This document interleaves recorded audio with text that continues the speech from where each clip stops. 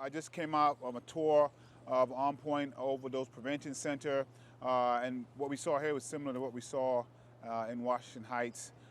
Just a harm reduction space meant to treat a whole person, and I think if people actually were able to see what I saw, they would be surprised about what's there, the humanity that's presented, the amount of services that presented, and really the actual space where people can go and not overdose is probably the least interesting part of the center. There's so many things going on that help a person and in turn help a community.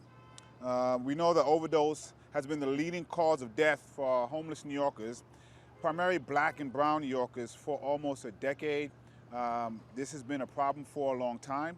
Nationally, overdose deaths were the highest in history, with over 91,000 drug-involved overdose deaths and over 68,000 opioid-involved overdose deaths in 2020. We know that, unfortunately, that number has been climbing. Drug-involved overdose deaths increased by 37%, from 3,617 in 2019 to 4,965 in 2020 among New York State residents. Overdose deaths involving any opioid increased by 44%, 2,939 in 2019, 4,233 in 2020, at an average of 12 residents' deaths every day during 2020. And what's been missing in a lot of these stories is how much it's affecting black and brown communities. In December of 2021, New York City became the first municipality in the country to establish overdose prevention centers, also called OPCs, to allow people with substance use disorders to safely use drugs under medical supervision while receiving services such as medical care, mental health treatments, and much more. In just 6 months, these two centers prevented more than 300 potentially fatal overdoses.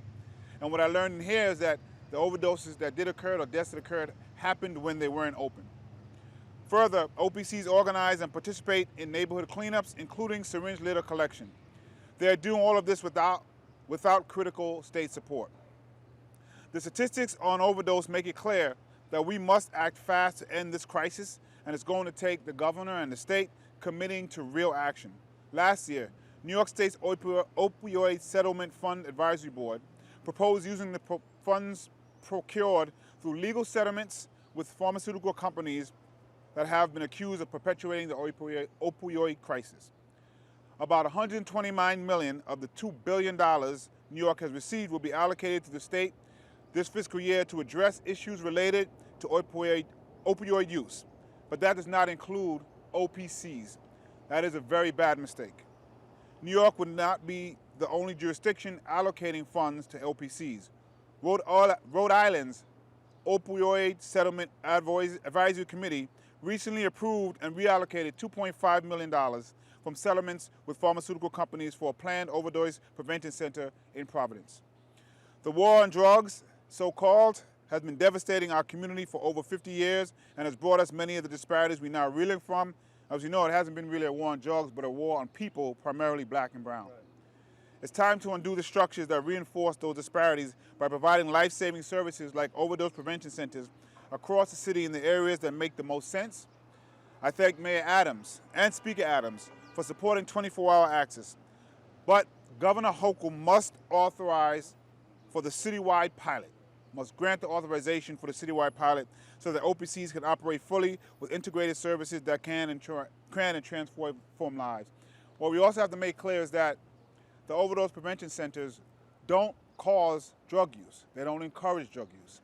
As a matter of fact, without these centers, we see more and more overdoses, more and more deaths.